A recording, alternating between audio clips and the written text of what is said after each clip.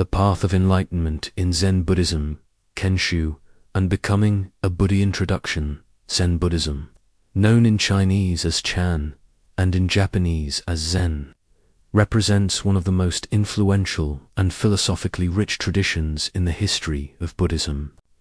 Emerging in China during the Tang dynasty as a confluence of Indian Mahayana Buddhism and Chinese Taoist sensibilities, Zen emphasizes direct experience, meditation, and the ineffable nature of enlightenment, while doctrinal study, ritual, and ethics remain significant.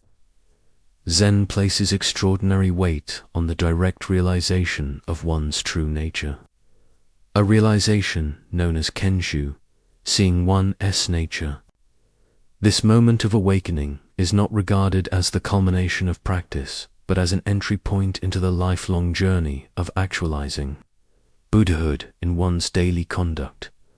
The Zen path is distinctive because it focuses less on theoretical frameworks and more on lived experience. Where other traditions may emphasize philosophical exposition or devotional practices, Zen points practitioners back to the immediacy of this very moment, insisting that enlightenment is not something distant but always accessible.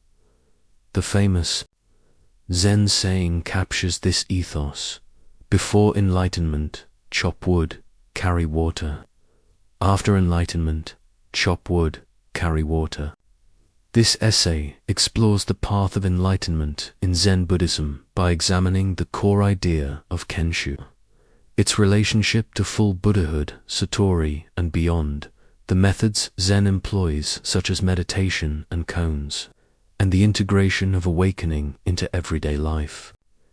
It also investigates how Zen interprets the Mobbiyana goal of universal liberation through the Bodhisattva ideal, while simultaneously grounding itself in the radical simplicity of direct experience.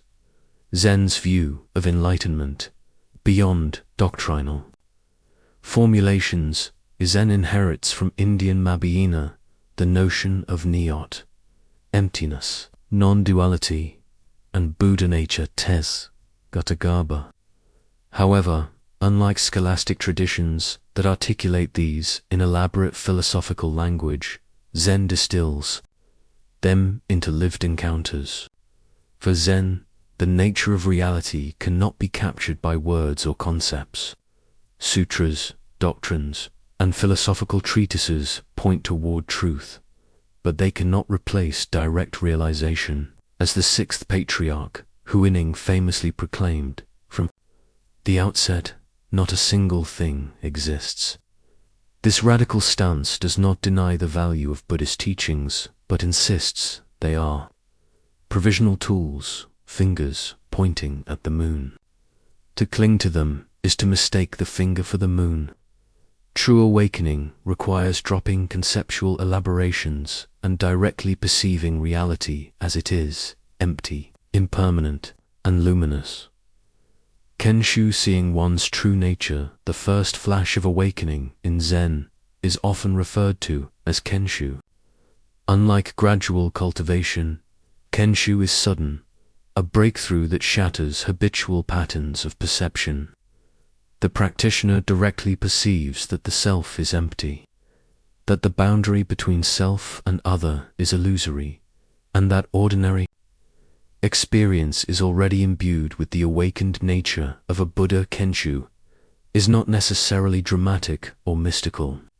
It may occur in a mundane moment, hearing the sound of a bell, seeing a blossom fall, or being struck by a master's shout. Yet this moment is profound because it reveals the groundless ground of existence. One sees that samsara and nirvana are not two, that delusion and awakening are inseparable, and that the ordinary mind is itself the way. Nevertheless, Zen masters caution against mistaking Kensho for complete enlightenment. It is an initial glimpse, a doorway into practice, not its conclusion. To stabilize and embody this insight requires long-term cultivation, integration, and compassionate activity. From Kenshu to Buddhahood, Satori, an ongoing practice after. Kenshu practitioners deepen their realization through continued meditation, Zazen, koan practice, and daily mindfulness. The Japanese term Satori often refers to more profound or sustained enlightenment experiences that consolidate one's understanding. Unlike the sudden breakthrough of Kenshu, Satori implies ripening, integration, and maturity. Zen insists that even after awakening, delusions continue to arise. The path is not about eradicating thoughts or emotions, but about learning to relate to them without attachment. Enlightenment is dynamic, not static. As Dogen, the founder of the Saint School in Japan, put it, practice and realization are one. Awakening is not a final state one reaches. It is enacted moment by moment in how one lives. Thus, the Zen path envisions Buddhahood not as an otherworldly attainment, but as the full actualization of awakened conduct here and now. Every act, from preparing tea to sweeping the floor, can manifest Buddhahood when performed with mindfulness and compassion. The role of meditation, Zazen, the central practice in Zen, is seated meditation, or Zazen. Unlike techniques that aim at specific states, Zen meditation is characterized by openness and simplicity. In the San tradition, practitioners engage in shikantaza, just sitting, where one does not try to manipulate experience, but simply sits in awareness, letting thoughts, sensations, and emotions arise and pass. This radical receptivity reveals the nature of mind as empty and luminous. In the Rinzai tradition, Zazen is often coupled with koan practice. A koan is a paradoxical dialogue or question, such as what is the sound of one hand clapping, designed to destabilize conceptual thinking and trigger direct insight. Wrestling with a koan pushes the practitioner beyond rationality, into a space where insight can dawn spontaneously. Both approaches aim at the same realization, seeing through the illusion of separateness and awakening to the boundless nature of reality. Everyday mind is the way Zen emphasizes that enlightenment is not separate from ordinary life. The Tang dynasty master Zhaozhou said, "The way is your everyday mind. To wash dishes, tend the garden, or walk down the street with full awareness is already to walk the path of the Buddhas. This integration distinguishes Zen from approaches that treat meditation as a withdrawal from life. For Zen, the test of awakening is how one embodies it amidst the masinzas of daily existence. Anger, greed, and ignorance may still arise, but the awakened practitioner does not cling to them. Instead, they flow like clouds across the sky. The Bodhisattva ideal in Zen, though, Zen often downplays doctrine. It is firmly rooted in the Mabhyena vision of universal liberation. Awakening is not for oneself alone, but for the benefit of all beings.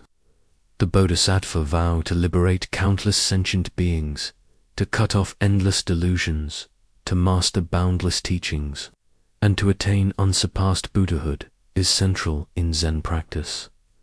This vow reflects the paradox of Zen. Even though all beings are originally Buddhas, practitioners still vow to save them. The vow is not a literal task, but an expression of boundless compassion. To live the Bodhisattva path is to embody wisdom and compassion in every interaction, whether through grand acts of service or small gestures of kindness. Zen's teaching, methods, words and silences employs unique pedagogical methods that emphasize direct transmission. Masters may use shouts, kotsu, blows, or seemingly nonsensical responses to awaken students. These are not acts of cruelty, but skillful means, designed to jolt students out of conceptual thinking.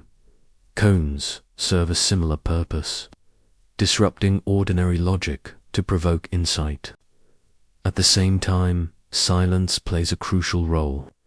The absence of words points more directly to the ineffable nature of truth. As the saying goes, those who know do not speak, those who speak do not know. Yet Zen masters also compose poems, stories, and teachings, embodying the paradox of expressing the inexpressible. Enlightenment as an ongoing journey, ultimately. Zen portrays enlightenment not as a goal but as a way of being. The famous Oxiding pictures, a series of 10 images that illustrate stages of Zen practice, depict the practitioner seeking the ox, symbolizing true nature, taming it, and finally returning to the marketplace with bliss-bestowing hands. The final stage shows the awakened practitioner living amidst ordinary people, offering compassion and wisdom in the simplest acts. This narrative underscores the Zen conviction that enlightenment is inseparable from daily life and compassionate service. One does not escape the world, but participates in it more fully, with freedom and love.